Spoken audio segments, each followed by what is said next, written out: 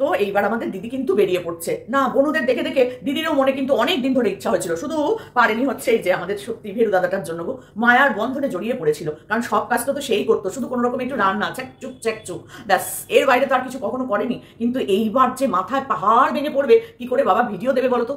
কি করে আমরা দেখবো পরচর্চা, পরনিন্দা, পরের পিন্ডি চটকানো আমরা কি করে দেখবো? যাস না ওলো, বাড়ির থেকে বেরোস না। সত্যি দেখছিস তো ওটার কি হালত হয়েছে, দেখছিস তো আরেকটা যে বেরিয়েছিল তার কি হালতটা হয়েছিল। ওফ না, তুই এটা করিস না, ও তো তাও মা বাবার সাথে রয়েছে, তুই আবার একা।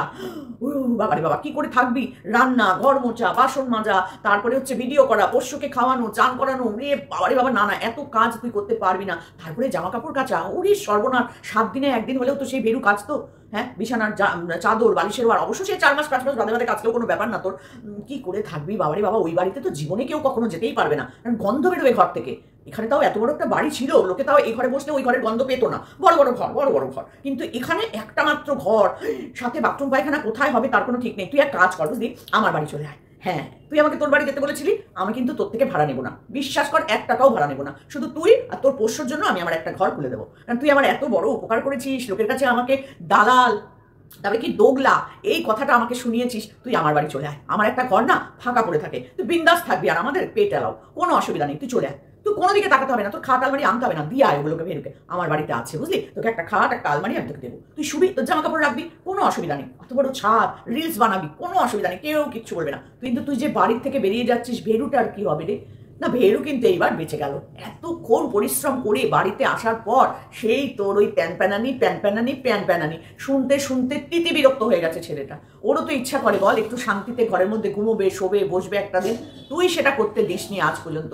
যবে থেকে তোর এই ভিডিও দেখছি আমরা, যেমন তুই কণিকাদের ভিডিও দেখে দেখে একদম পচিয়ে ফেলেছিলি, মানে এমন তুই করে ফেলেছিলি, ওরা যদি একটা ঘরের মধ্যে মাছিও উড়ে বেড়ায় তুই সেটাও দেখতে পেতিস, মানে এইরকম করে বসে থাকতিস। এখন তো তুই ঘরে ঘরে ঢুকে যেতে পারবি, তাই না? তো তুই এবার তুই কি করে থাকবি বল? ইস, সত্যি আমি শুধু ভাবছি। অবশ্য তুই তো ওই যেখানে গেছিলি পিজিতে, তোর থাকার অভ্যেস আছে, একা একা রান্না করে খাওয়া, একা একা থাকা অভ্যেস তোর আছে। তুই ওখানে গিয়ে গিয়ে অভ্যেসটা কিন্তু তুই তৈরি করে ফেলেছিস ভাই, যাই বল তাই বল, তাই না? কারণ একা থাকতে গেলে না একটা বেশ মনের জোর লাগে, যেমন আমি যেমন একা থাকি, আমার একটা মনের জোর আছে যে না আমি থাকতে পারবো। কিন্তু তুই কি পারবি? তুই তো আবার ভয় পাস, তো কি করে হবে কে জানে। যাই হোক, সেটা বড় কথা নয়, সে দিনে রাতে কেউ না কেউ তো তোর পাশে থাকবে। এখানে কিন্তু কোনো অসুবিধা নেই, কারণ দেখ 6-7 বছরের ছোট কচি বাচ্চার সাথে তুই কিন্তু একটা পরকীয়া সম্পর্ক করেছিলি, কিন্তু তুই এগোতে পারিসনি। তুই করেছিস কিন্তু তুই এগোতে পারিসনি কেন? না এই পরিবারের চাপ এইতে তো, মানে আসলে ওটা আবার একটু আত্মীয় ব্যাপারটা ছিল, তো ওই জন্য এগোতে পারিসনি। যেহেতু ওটা মন্দিরা পেরেছে, মন্দিরাকে তুই বলেছিস, কিন্তু মিথ্যে কথা বলবি না, আমি কিন্তু বানিয়ে কিছু বলছি না। মন্দিরাকে তুই বলেছিস যে তুই যতটা এগিয়ে গেছিস আমি ততটা পারিনি। তো এইবার তো খুললাম, উরে বাবা, মন্দিরাকে ছাপিয়ে যাবি, ফোকলা গামলা ছাপিয়ে যাবি, ছাপিয়ে আমরা তোর পাশে আছি। হ্যাঁ, এতদিন দেখ আমি অন্তত তোর পাশে আছি, কারণ তোকে সাপোর্ট করার জন্য তো একটা দিদি লাগে, ওদের জন্য তুই দিদি ছিলি, এবার তোর জন্য আমি দিদি। কে আছে? সোমা দিদা, ফোমা দিদা তোর পাশে আছে। কেউ থাকবে না, বিশ্বাস কর, কেউ থাকবে না। কিন্তু তোর এই পরকীয়া, তোর এই বাড়ি ছাড়া, তোর এই সমস্ত কিছুর পাশে আমি আছি। বুকটা আমার পেতে দিলাম, আয় আয় আয় আয় আয়, বুকে আয় শোনা, আয় বুকে আয়, বাড়ির থেকে বেরোচ্ছিস, আয় আয় আয়, বুকে আয়, আমি আছি তোর জন্য। যদি কেউ না থাকে তুই জানবি যে সোমাদি অবশ্যই তোর কাছে আছে। ফোমা দিদা, আরে মরকট বুড়িটা অবশ্যই তোর কাছে আছে, কিচ্ছু ভাবিস না। এই যে বুকটা দেখ পেতে দিলাম আমি, তুই চলে আয়। আমার বাড়ির একটা দরজা পুরো, তোর একটা ঘর তোর জন্য পুরো ফ্রি, কোনো পয়সা দিতে হবে না, কারণ আমি জানি তোর পয়সার প্রচুর দরকার। কি জন্য দরকার সেটা কেউ বলতে পারবে না। দেখ তোর ছেলে মেয়ে নেই, প্রশ্নই নেই, আমাদের ছেলে মেয়ের পেছনেই তো আমাদের সমস্ত ইনকাম চলে গেছে। মেয়েদের পড়াশোনা, তাদের জন্মদিন, তাদের বই খাতা, তাদের বেড়ে ওঠা, তাদের বিয়ে দেওয়া, তাদের বাচ্চা কাচ্চা হওয়া অবধি আমাদের প্রচুর দায়িত্ব ছিল, বিশ্বাস কর। তো আমরা সব কমপ্লিট করে ফেলেছি, এই টুনি দিদা আর আমি, হ্যাঁ সব কমপ্লিট করে ফেলেছি। কিন্তু দেখ তোর কিন্তু এই ব্যাপারে 10টা টাকাও খরচ হবে না, তুই সব জমাবি, সব ব্যাংকের বই আনতে ভুলবি না, আইডি আনতে ভুলবি না, কিন্তু আমি আছি মনে করিয়ে দেবো। তুই শুধু যোগাযোগটা রাখ ভাই, যোগাযোগটা রাখ। কেউ তোর পাশে থাকবে না, কেউ না, দেখ এখনো কেউ নেই, ওই কয়েকটা চামচিকে ছাড়া কেউ নেই। তোর দর্শকদের কাছে আমি অনুরোধ করছি যে আপনারা অন্তত ওকে এই সুবুদ্ধিটা দিন যে তুই অন্য কোথাও যাস না শোনা, তুই সোমাদিদার বাড়ি চলে যা। একমাত্র এই বুড়িটা আছে যে একা একা থাকে, ভিউজের দরকার, তুই বলেছিলি ও তোকে তো আবার ভিউজ, তুই এলেই আমার ভিউজ বেড়ে যাবে, তুই চলে আয় শোনা, চলে আয় কোনো দিকে তাকাবি না। আমি বলছি শোন, তোকে 1 টাকা ভাড়া দিতে হবে না, তুই আমার সাথে থাকবি, খাবি, আর বিন্দাস মনের আনন্দে ভিডিও বানাবি, কেউ তোকে ডিস্টার্ব করবে না, কারোর কথাও তোর কানে আসবে না। আমি 5 তলার ওপরে থাকি, চলে আয় চলে আয় চলে আয়। হ্যাঁ, আমাকে বলেছিলি না ভিউজের জন্য তোর বাড়ি যেতে, তো আমি তোকে ভিউজের জন্য বলবো না, কারণ তোর ভিউজ বাবা আকাশ ছোঁয়া ভিউজ, আমার 200-100। আমার সেসব ব্যাপার না। তুই যে একটা শান্তিতে নিরাপদে থাকবি, তার জন্যও তো একটা মানুষের দরকার হয় বল। ভাড়া বাড়িতে একা থাকাটা না খুব রিস্ক, থাকতে দেয় না একটা মহিলা। তোর আবার ছোট্ট যৌবন, ফুটন্ত যৌবন, তোকে থাকতে দেবে না রে, একা একা থাকতে দেয় না।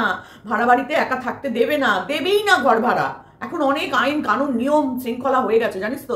কোনো একটা একা মহিলা, কোনো একটা ব্যাচেলার ছেলে, কোনো একটা মানে মানে একা কোনো মানুষকে না হোটেল ভাড়া দেয় আর না ঘর ভাড়া দেয়। তুই কি করে থাকবি বল? তোর কোনো চামচিকেরাও খুঁজে পাবে না তোর জন্য একা একটা ঘর। কিন্তু আমার এটা ফ্ল্যাট, আমার নিজস্ব, তোর কোনো চিন্তা নেই, নো টেনশন, ডু ফুর্তি।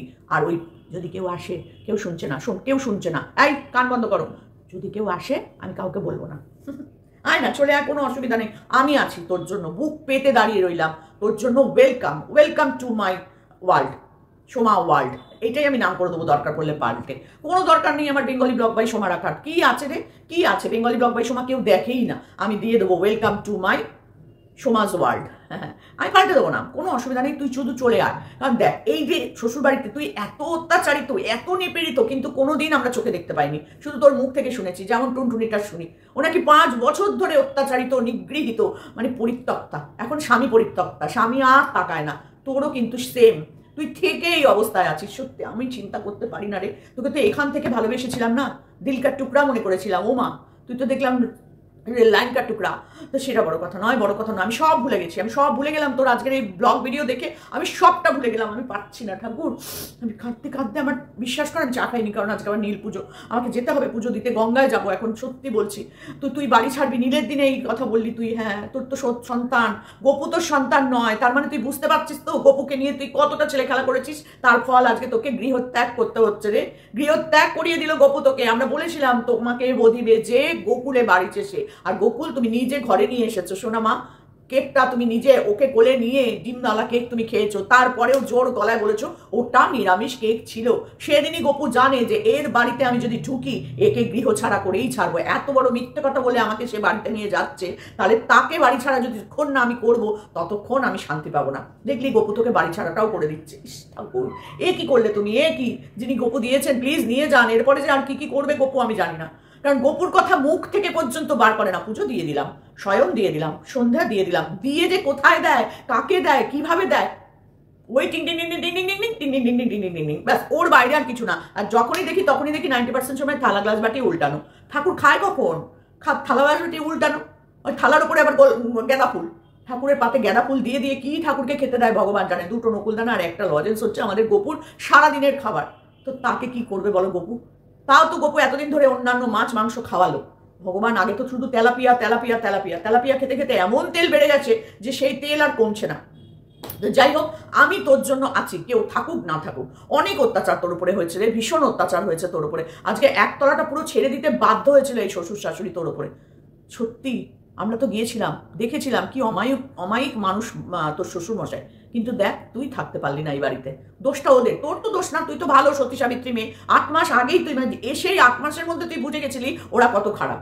তুই কতটা ভালো চিন্তা কর, তোর এইখানটা কতটা উন্নত যে 8 মাসেই তুই চিনে গেছিলি, জেনে গেছিলি, বুঝে গেছিলি। কিন্তু তুই 8 বছর ধরেও কোনো মুখ থেকে বারই করিসনি। 8 বছর না, আরো বেশি দিন, মানে 10 বছর। মানে তুই বেমানান এই বাড়িতে তুই কোনো রেপুটেশন খারাপ করিসনি তোর শ্বশুর শাশুড়ি। এইটা যদি তুই বলছিস না, তুই কিন্তু মনের দুঃখে বলছিস। তোর দুঃখ কিসের? রেপুটেশন নষ্ট তোর জন্য কি করে হয়? তুই তো একটা সতী সাবিত্রী মেয়ে। তুই অন্যের ভুলগুলো ধরে এনে বলেছিস তুই কোথায় অন্যায় করেছিস। কে বলছে তোকে? তোর ওই চলে যা ঝাড়গ্রাম, নিয়ে আয় বাড়িতে ডেকে, আরেকবার নিয়ে আয়। নিয়ে এসে তুই তোর শ্বশুর শাশুড়ির সাথে কথা বলা দেখি, আইন দিয়ে বোঝা। তুই কিন্তু এখন সবসময় লিগাল প্রসেসের মধ্যে আছিস। কোনো উল্টোপাল্টা কথা কারো শুনবি না।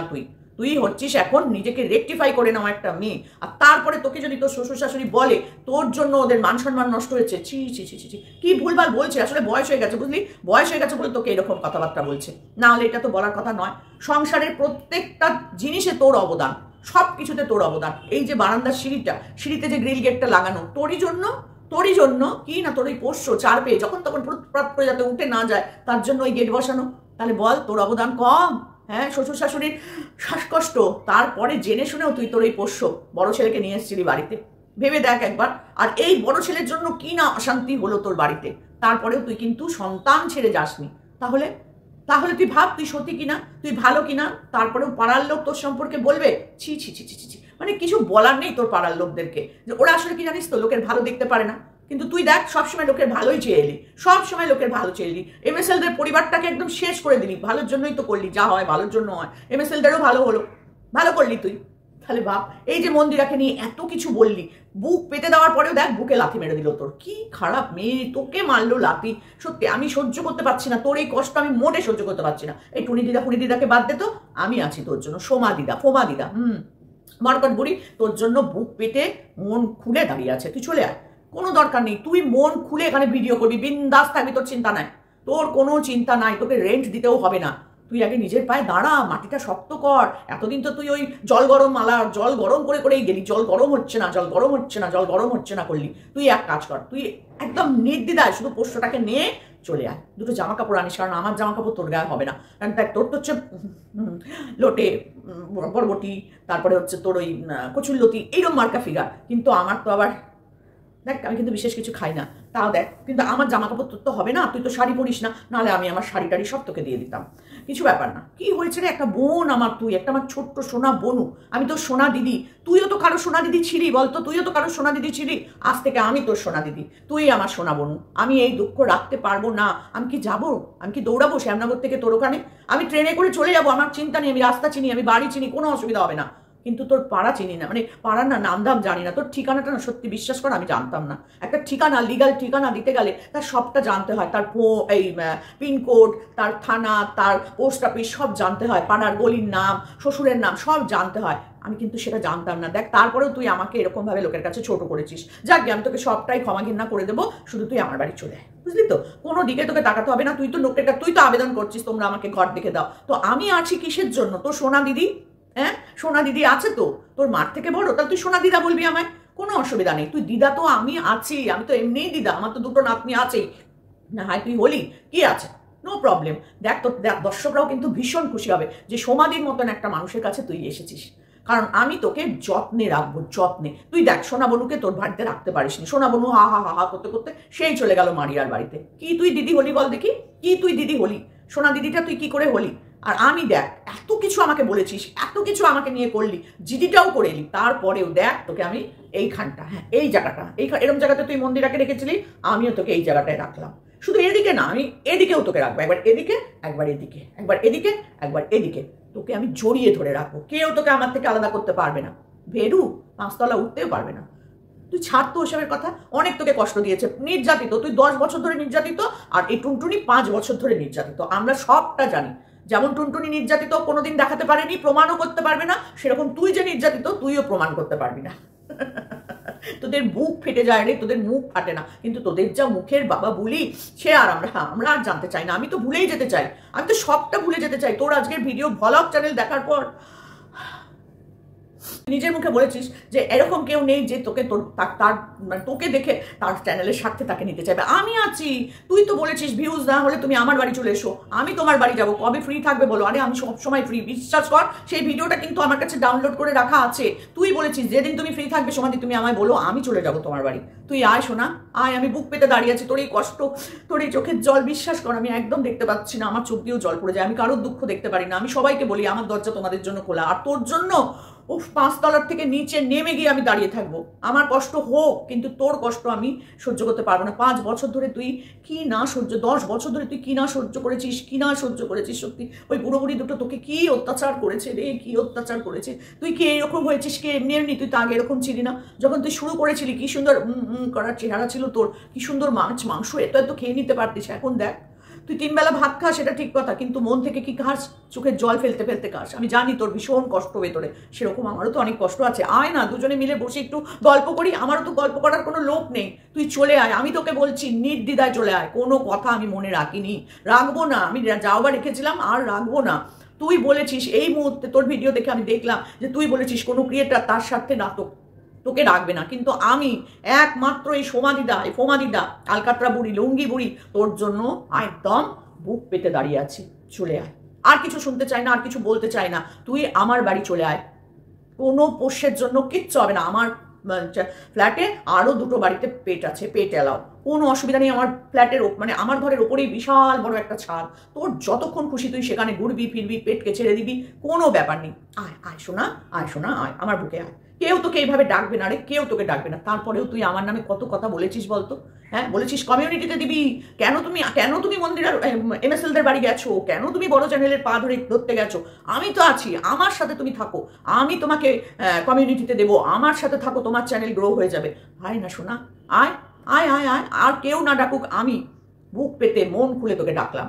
তুই কারোর ডাকে সাড়া না দিলেও তুই দেখ পারবি না, আমার ডাকে সাড়া না দিয়ে তুই পারবি না। প্লিজ চলে আয়। সোনা দিদি হতে চাই আমি। তুই যেমন সোনা দিদি হয়ে আজকে কোথায় উঠে গেছিস, আমিও দেখ কোথায় পড়ে আছি, আমিও তোর সোনা দিদি হতে চাই। আমাকে কি একটু ওঠাবি? তুইও ওঠ, 5 তলা আমার বাড়ি, মানে আমি অন্য কিছু বলছি না, তুইও উঠে আয় আমার বাড়ি 5 তলা, আর আমাকেও একটু ওঠা। তো চল আমরা দুজনে মিলে একটু ওঠা উঠি খেলি। লুডো খেলবো না, ও লুডো আমাদের টুনটুনি বুড়ি খেলে, ওর সরি টুনটুনি বুড়ি না, টুনটুনি খেলে, মানে আমাদের টুনি সে খেলে, ওর ঠাকুমা খেলে, ওর বাচ্চারা খেলে, এদিক ওদিকের বাচ্চারা, পাড়ার বাচ্চারা, বৌদি, ছোট্ট কুটকুটি বৌদি, মা, এরা খেলে লুডো। তো আমরা কিন্তু করবো না, না আমরা আমাদের চ্যানেলের দিকেই এক ধ্যান দৃষ্টি। তোরও পয়সার দরকার, আমারও পয়সার দরকার, তুইও একা আমিও একা।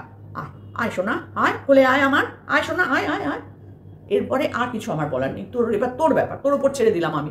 ওপেন তোকে আমি এই ক্যামেরা খুলে, আজকে নীলের উপোস, তুই বাড়ি ছাড়বি আর আমি তোকে বাড়িতে নিয়ে আসবো। দেখ দেখ দেখ তাহলে সমাধি তোকে কত ভালোবাসা, তুই এই সমাধিকে দোগলা বানিয়ে দিয়েছিস বল। ক্রিয়েটার কোনো যদি ভিউয়ার্স বলতো কষ্ট হতো না, যে ক্রিয়েটারদের আমি এত ভালোবাসতাম, বুকের মানে কি বলবো, আমি প্রত্যেককেই খুব ভালোবাসি, তারা ওপেন প্ল্যাটফর্মে আমাকে দোগলা বলেছে শুধু তোর জন্য। তুই এই দোগলা নামটা আমার ঘুচিয়ে দে। কারণ কি বলতো, এই দোগলা কথাটা আমাকে বলেছিল আমি কিছু না করার পরেও। তো আমি এখন কিছু করতে চাই, আর তো বলতে পারবে না বল, যা একবার বলে দিয়েছে, আর কি বলবে? কিন্তু আমি এখন সোনা দিদি হতে চাই, আমি সোনা বনু তোর জন্য, আমার একটা সোনা বনু দরকার। বিশ্বাস কর আমার কেউ নাই, একা, একদম একা। তো প্লিজ আমাকে ফিরিয়ে দিস না। এরম ভাবে তোকে নিয়ে কেউ ভিডিও করবে না রে, কেউ করবে না, আমি আছি তোর জন্য। কিন্তু তুই এত অত্যাচারিত, তোর জন্য সত্যি করে ওদের বদনাম হচ্ছে ভীষণ, কারণ এত সমনের পর সমন যাচ্ছে না, একটা মান সম্মান আছে সব বাড়িতে, একটু ভাবার চিন্তা ভেবে নে ব্যাপারটা, একটু ভাব। তোর বরকেও রাস্তা দিয়ে যেতে আসতে হয়, পাড়ার লোকরা ডেকে বলে, শ্বশুরমশাই মাঝে মধ্যে বাজার যায়, ওষুধ কিনতে যায়, তখনও লোকে বলে যে কি ব্যাপার আপনার বাড়িতে কি হচ্ছে, কারণ ভিডিও না সবার বাড়িতে এখন সবাই দেখে, কে কোথা থেকে দেখে জানি না। সেদিন যেমন আমি ট্রেনে করে আসছি, এক ভদ্রমহিলা আমাকে বলছে, আচ্ছা আপনি কি ইউটিউব করেন? আমি চিনি না, জানি না কোথায় কে ট্রেনের মধ্যে, কিন্তু আমি বিশ্বাস কর আমি কিন্তু অবাক হয়ে গেছি। আমি বলছি হ্যাঁ কেন বলুন তো? বলছি আপনাকে তো আমি দেখি, আপনার সাবস্ক্রাইবার। আমি বলছি তাই? আমার তো ভীষণ ভালো লাগলো। আমি কিন্তু তাকে চিনি না, থাকে হচ্ছে ব্যারাকপুরে। আমার ভীষণ ভালো লাগলো যে ব্যারাকপুরের একজন মহিলা আমার ভিডিও দেখে। আমি তো কেমন ছাদারে ভিডিও করি সেটা সবাই জানে, কিন্তু তারপরেও যে আমাকে দেখে, এটাও তো আমার কাছে অনেক। আর তোকে বাবা কত লোক চেনে বলতো, কিভাবে কোথা থেকে তোর ওই ভিডিওগুলো, ওই যে নোংরা ভিডিওগুলো, তুই যে লোকের পিন্ডি চটকানো ভিডিওগুলো করেছিস, সেগুলো তো দেখেছে বল। মান সম্মান একটু সবারই আছে বুঝলি। তোর নয় দোকান কাটা হয়ে গেছে, তুই বেরিয়ে পড়েছিস, সেটা কোনো বড় কথা নয়, কিন্তু তুই এই যে বুড়ো বুড়ি দুটো, এদের তো মান সম্মান আছে। আমি তোকে ভালো করে বোঝালাম, তোর তো দিদি হিসাবে, সোনা দিদি হিসাবে তোকে তো বোঝানোর দরকার, কারণ তুই মন্দিরাকে ভালো করে বুঝিয়েছিস, সংসার ছাড়িস না, ছাড়লেও একে ধর, ওকে ছাড়, একে ধর, সব করে বুঝিয়েছিস। আমিও তোকে বোঝাচ্ছি, তুই এদেরকে একটু শান্তি দে, আর ছেলেটাকে, এই যে ভেরুকে একটু শান্তি দে, বয়স তো হচ্ছে, একটু শান্তি দে, অনেক খাটিয়েছিস গাধার মতন, এবার একটু ওকে শান্তি দে। আর বুড়ো বুড়ি দুটোকে একটু ছেলের কাছে ছেলেকে নিয়ে থাকতে দে, অনেক করেছিস, এবার ছাড়। এই সোনা দিদি বুক পেতে, হাত পেতে, কোল পেতে দাঁড়িয়ে আছে, তুই চলে আয়। শুধু তোর চুড়িদারগুলো নিস, ওগুলো আমার হবে না, আর কটা ব্লাউজ নিস, ওগুলো আমার হবে না, শাড়ি আমার, সায়া আমার, তোর চিন্তা নেই, খাট আমার, আলমারি আমার, সব তোকে দিয়ে দেবো, সব, কোনো পয়সা লাগবে না। এরকমভাবে কেউ কিন্তু বলবে না বল। তো চলো বন্ধুরা, আমার পাশে তোমরা থেকো, কারণ দেখো এই অসহায় মেয়েটাকে কে দেখবে বলো এই সময়? আমি আছি। তো তোমরা আমার পাশে থেকো, আর ওর পাশ থেকে যারা ওকে সাপোর্ট করেছো তারা প্লিজ আমাকে একটু সাপোর্ট করো, যে না তুই এই দিদির বাড়ি যা, তুই ভালো থাকবি, শান্তিতে থাকবি। যতই এই দিদিকে নিয়ে বলিস না কেন, এই দিদি কিন্তু তোকে ভালোই বাসে, খারাপ কখনো বাসে না। দুটো একটা কথা তোর সম্পর্কে বলে, সেটা কিন্তু রাগে দুঃখে বলে, কিন্তু মনটা দিদির বড়। তো তুই চলে আয়, বেশি দেরি করিস না। সোনা দিদি সোনা বনুর জন্য বসে আছে, কবে আসবি।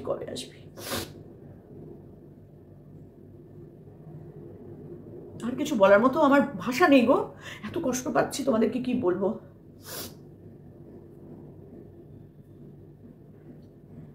জল ছিটকে ফেলে দিচ্ছে, আমি পাচ্ছি না সহ্য করতে, বিশ্বাস করো। বুকের এখানে একটা চিনচিন চিনচিন চিনচিন করে পেন হচ্ছে। চলো টাটা। আজকে আবার নীল পুজো, নীলের দিনে একটা মা এরকম। গোপু কিন্তু ওর মা, গোপুর মা হয়ে উঠতে পারেনি। শেরুর মা যতটা হয়েছে, গোপুর মা কিচ্ছু হতে পারেনি। আসার সময় সিংহাসনটা নিয়ে আসিস, তোর ভালোবাসার মানুষরা কিন্তু ওই সিংহাসনটা দিয়েছে। আমার সিংহাসন, আমার ঠাকুর ঘরে ওই সিংহাসনটা রাখবি, সেখানে তুই পুজো দিবি। যদিও পারিস না বেশি পুজো দিতে, যা হোক আমি দিয়ে দেবো, কোনো অসুবিধা নেই। আমি তো বাড়িতেই থাকি, আমি তোর গোপুর পুজো দিয়ে দেবো, তুই নিয়ে আয়। চলো টাটা।